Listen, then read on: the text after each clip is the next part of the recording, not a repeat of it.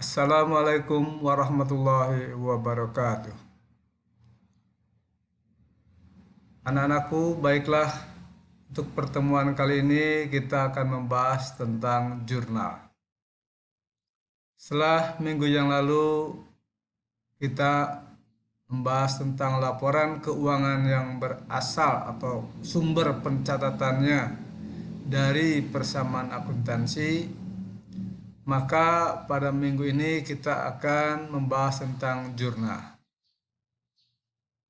Kita mulai dari pengertian. Jurnal yaitu pencatatan tentang pendebetan dan pengkreditan secara kronologis dari transaksi keuangan beserta penjelasan yang diperlukan. Jadi di sini jurnal itu catatan. Oke, pengertiannya catatan. Kita mencatat. Ada pendebetan dan pengkreditan. Jadi nanti ada yang dicatatnya, ada yang harus didebet dan ada yang harus dikredit. Secara kronologis, yaitu berdasarkan urutan waktu. Dari transaksi keuangan ini meliputi transaksi baik transaksi intern maupun transaksi ekstern. Fungsi jurnal yaitu ada 5. Yang pertama fungsi mencatat, yang kedua fungsi historis, yang ketiga fungsi analisis, yang keempat fungsi instruktif, dan yang terakhir fungsi informatif. Fungsi mencatat yaitu memang jurnal untuk mencatat. Fungsi historis itu pencatatannya berdasarkan kronologis, dari yang berdasarkan tanggal urutan dari tanggal 1, 2, 3. Tidak boleh setelah tanggal 6 kemudian balik lagi ke 4, balik ke 3, nanti 7. Enggak, tapi harus berurutan.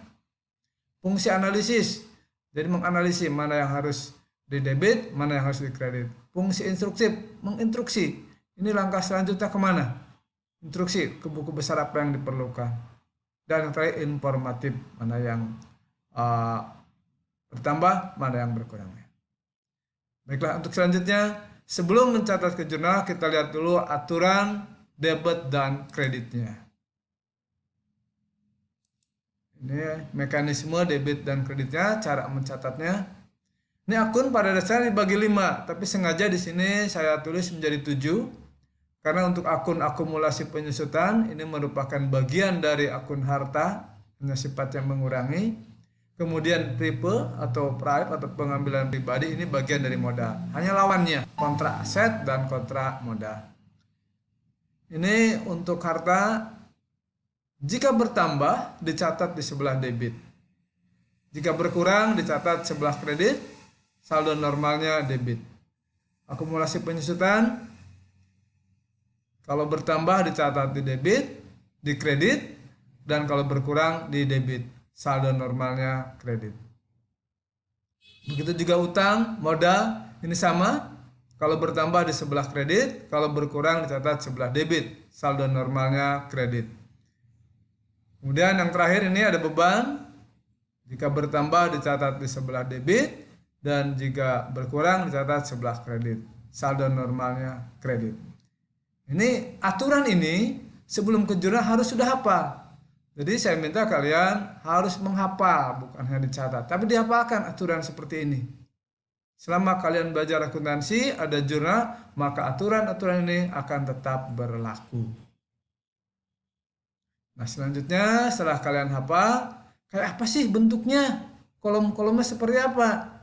Nah, ini kolomnya sederhana.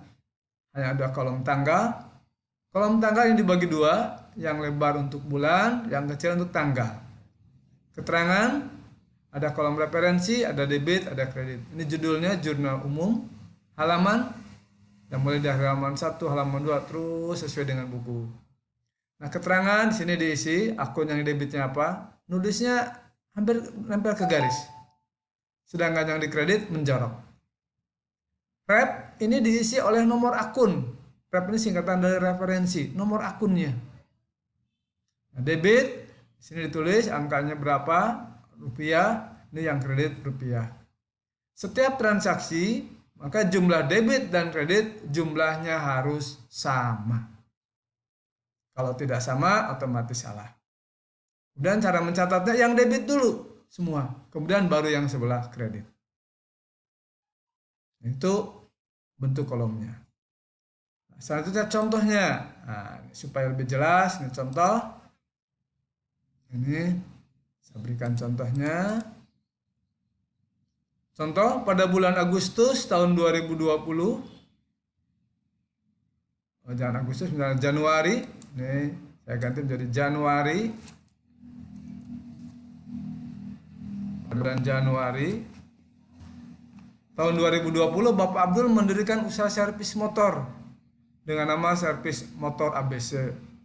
Transaksi selama bulan Januari tahun 2020, misalnya tanggal 1 Januari, diinvestasikan sebagai modal pertama berupa uang tunai 10 juta dan peralatan 1 juta. Dari transaksi ini dianalisis. Diinvestasikan sebagai modal pertama berupa uang tunai, uang. Nah, uang berarti kas. Kas ini harta. Hartanya berarti nambah, karena sekarang perusahaan jadi punya uang. Nambah 10 juta. Tadi di aturan debit kredit, kalau harta bertambah dicatat di sebelah debit. Yang kedua, peralatan. Peralatan juga harta, nambah, bertambah 1 juta. Harta bertambah dicatat sebelah debit. Kas dan peralatan ini berasal dari yang punya. Yang punya berarti disebutnya modal. Ini modal Abdul, karena namanya si Abdul, Bapak Abdul. Modal termasuk modal, modalnya bertambah 11 juta. Dari mana 11? Ini dari 10 juta ditambah 1 juta, jadi 11 juta.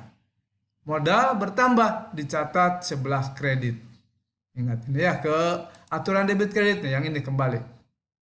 Tadi harta bertambah di debit, kemudian modal bertambah di kredit. Dari analisis ini dicatat tadi ke kolomnya.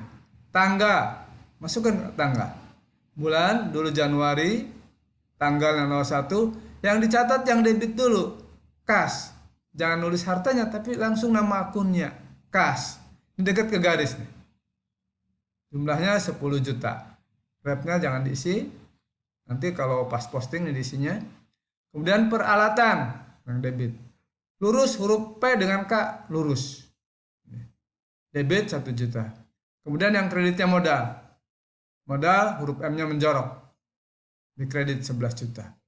Ya, jumlah debit dan kredit sama. 11 juta rupiah. Jelas ya? Baiklah, contoh berikutnya.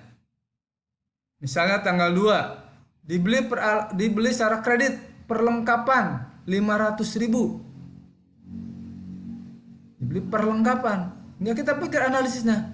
Perlengkapan nambah. Kenapa bertambah? Dibeli. Kita membeli perlengkapan. Sehingga perlengkapannya nambah. Perlengkapan ini harta. Harta bertambah. Sebesar berapa rupiah? Lihat harganya 500.000. 500.000. Harta bertambah dicatat sebelah debit. Belinya secara kredit sehingga timbul utang, utang usaha. Utangnya nambah. Karena kita beli secara ngutang, otomatis utangnya bertambah. 500.000. Utang bertambah dicatat sebelah kredit. Catat di sini. Dari tanggal 1 sekarang tanggal 2. Nyatatnya yang debit dulu, yaitu perlengkapan. Tulis perlengkapan. Huruf P lurus dengan yang tadi. Jadi huruf yang debit lurus semua. Perlengkapan. 500.000. Baru yang kredit. Utang usaha. Huruf U-nya lurus dengan M. Jadi rapi. 500.000. Cek sekarang. Debit dan kredit untuk tanggal 2. Debitnya 500.000. Kreditnya 500.000. Sama. Benar kalau sama ya. Jelas? Berikutnya, contoh lagi. Yang ketiga, misalnya tanggal 5. Pak, tadi tanggal 3 sekarang langsung 5. Boleh ya, tanggal boleh. Jadi mungkin tanggal 4 tidak ada transaksi, langsung tanggal 5. Dibayar upah pegawai 400.000. Kita bayar upah.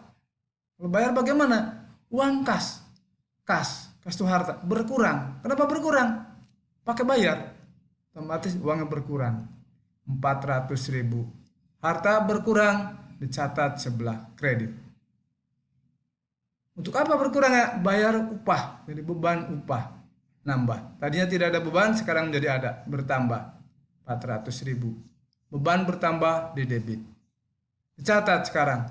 Yang debit dulu nyatetnya. Tanggal 5 masukkan, yang debitnya beban upah. Tulis beban upah 400.000. Kemudian baru yang kredit kas 400.000. Sama jumlahnya. Debit dan kredit sama-sama 400.000. Nulisnya rata. Yang debit di sebelah sini, ini yang kredit rata. Itu. Kemudian berikutnya, contoh lagi, diterima pendapatan jasa tunai 600.000. Diterima berarti uang kasnya nambah. Kas harta bertambah 600.000. Harta bertambah sebelah debit. Pendapatannya nambah juga kan? Ini. Tadinya tidak ada pendapatan, jadi ada bertambah 600.000. Pendapatan bertambah di sebelah kredit. Catat tanggal 7, masukkan 7. Yang debit dulu kas, tulis kas. Kemudian baru yang kredit pendapatan jasa. Angkanya 600.000. Sama debit dan kreditnya. Kemudian contoh lagi tanggal 10, membayar utang kepada toko ramah 300.000. Bayar utang. Kalau bayar utang, uang kasnya berkurang. Dari harta yang berupa kas berkurang 300.000. Dicatat sebelah kredit. Harta berkurang sebelah kredit. Utangnya juga berkurang karena dibayar. Kalau dibayar, utang akan berkurang. Utang berkurang, dicatat sebelah debit. Mencatatnya tulis tanggal 10, masukkan yang debit dulu utang usaha, kemudian baru yang kreditnya kas. Uangnya di debit 300, di kredit 300. Sehingga ini sama debit kreditnya. Nah itu ya. Jelas? Baiklah, terima kasih. Kalau udah jelas, akhirnya assalamualaikum warahmatullahi wabarakatuh.